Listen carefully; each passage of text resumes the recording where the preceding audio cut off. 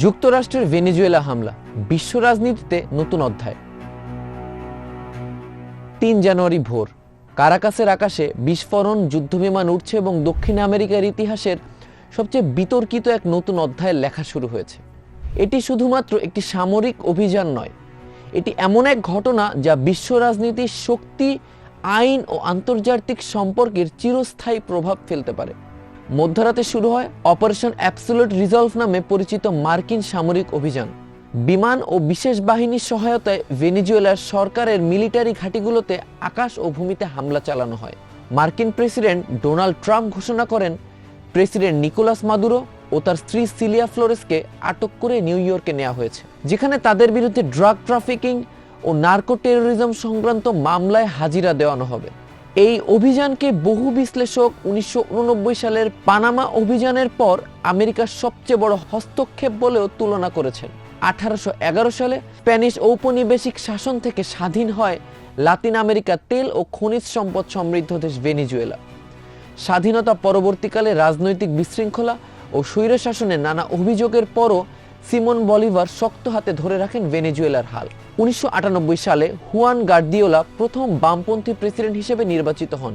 এরপর 1999 সালে ক্ষমতায় আসেন মার্কিন সাম্রাজ্যবাদ বিরোধী শক্তির অন্যতম চেনামুখ হুগো চ্যাভেজ। শুরু করেন বলিভিয়ান বিপ্লব। সামাজিক ও রাজনৈতিক এই প্রক্রিয়ার উদ্দেশ্য ছিল সমাজতান্ত্রিক ব্যবস্থায় পরিবর্তন আনা।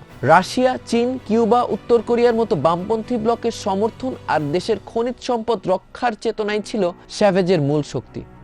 চ্যাভেজের মৃত্যুর পর তার উত্তরসূরি নিকোলাস মাদুরো ক্ষমতায় আসেন, কিন্তু চ্যাভেজের জাদুকরী দক্ষতার তুলনায় তার শাসনামলে রাজনৈতিক দমন, অর্থনৈতিক সংকট, আন্তর্জাতিক বিচ্ছিন্নতা বাড়ে।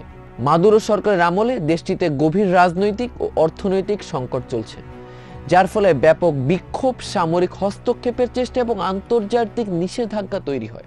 তেলভিত্তিক অর্থনীতির পতন, ভয়াবহ মুদ্রাস্ফীতি, জনসমর্থনের ক্ষয় ও নির্বাচন সংক্রান্ত বিতর্ক দেশটিতে দীর্ঘ সময় ধরে অস্থিরতা তৈরি করেছে।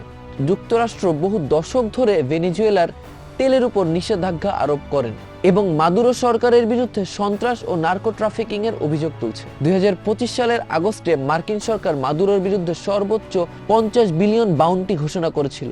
তবে প্রায় নজিরবিহীন এই হামলার ঘটনায় বিশ্বজুড়ে তীব্র প্রতিক্রিয়া দেখা দিয়েছে। জাতিসংঘ বলেছে এটি আন্তর্জাতিক আইনের বিপর্যয় এবং নিরাপত্তা প্রস্তাবনায় বসার সিদ্ধান্ত নিয়েছে তারা।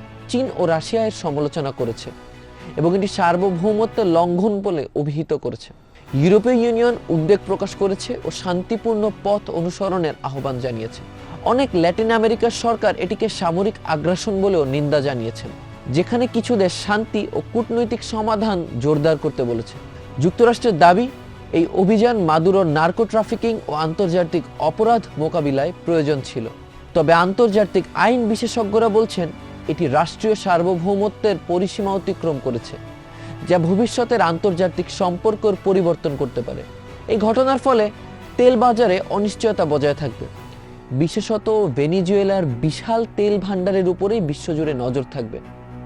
মানবিক ও শরণার্থী ঝুঁকি বাড়তে পারে যদি দেশটিতে রাজনৈতিক শৃঙ্খলা ভঙ্গ হয়।